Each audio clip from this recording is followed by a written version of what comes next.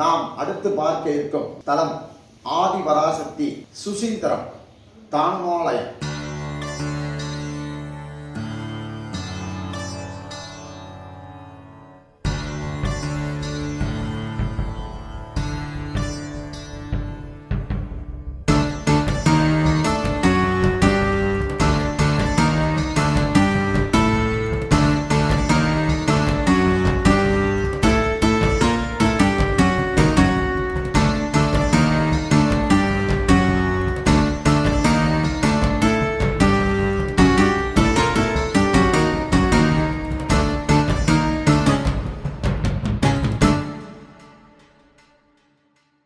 இந்த சுசீந்திர தலம் கேரள நாட்டில் தான் இருந்தது.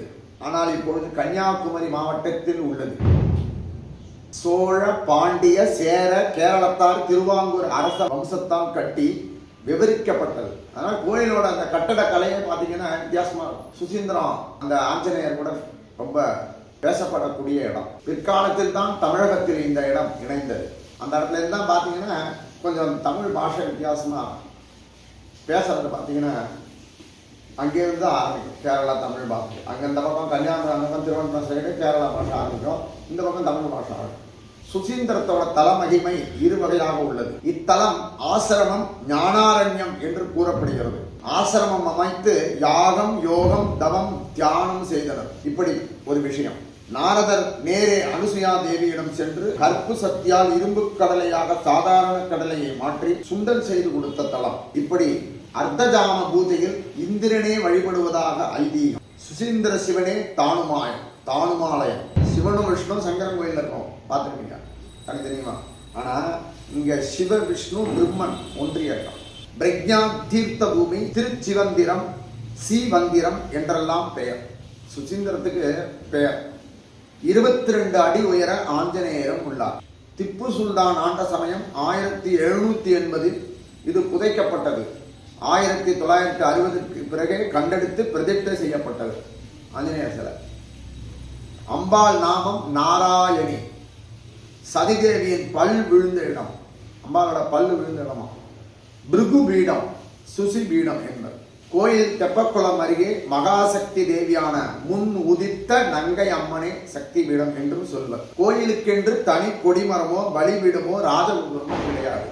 நான் சொல்றது இந்த முன்னுதித்த நங்கை அம்மனை அந்த அர்த்தத்தை பற்றி சொல்றோம். சுசீந்திரம் 2 தடவை 3 தடவை என்று நாம் போய் வரும்போது அதற்கப்புறம் போக வேண்டிய நிலை ஏற்படும்.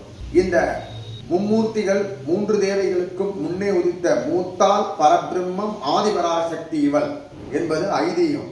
அம்பாள் அஷ்டபுஜத்துடனும் திரிசூலம் ஏந்தி காட்சி தருகிறாள்.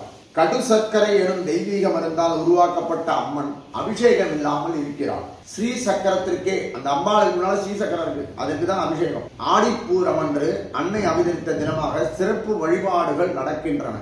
இந்த சுசீந்திரத்துக்கு தானுமால் சுவாமிக்கு சித்திரை மார்கழி மாத உற்சவ காலங்களில் இந்த தேவி ஆழ்ந்து வழிபடப்படுகிறார் எல்லோராலையும். இந்த 300 தேவகன்னியர் இங்கு துர்கா மகிஷாசுர மர்தினியாக விளங்க அவ்வன்னையை 300 தேவகன்னியர் வேள்வி செய்தனராம். அந்த வேள்வி நடந்த பொழுது சூரிய பிரகாசமாய் முன் நின்றதால் தேவி பெயர் முன் உதித்த நங்கை என்று பெயர் பெற்றார். நாரதர் 301 பேர் வேள்வி செய்ததால் தான் இந்திரன் சாபம் நீங்கும் என 300 பேர் போதாது என அம்பாலே 301ஆக முன்னுதித்து நின்றார். திருமுருகர். எவ்வாறாயினும் சுசீந்திரம் தரிசனம் செய்யும் அன்பர்கள் முன் உதித்த மங்கை சுசிபீட மங்கையையும் தரிசித்து அருள் பெறலாம். இந்த சுசீந்திரத்தை சுற்றி அநேக அம்மன் கோயில்களும் அதனிடம் உள்ளன. மேற்கொண்டு 33 சக்தி பீடங்கள் இருக்கின்றன. வாரம் 2 சக்தி பீடங்களாக நாம் இதை பற்றி பேச இருக்கிறோம். நல்ல நிகழ்ச்சியை கண்டுகளித்து எல்லோரும் சிவன் அருள் பெறுமாறு கேட்டுக்கொள்கிறோம். ஓம் ஓம் ஓம்.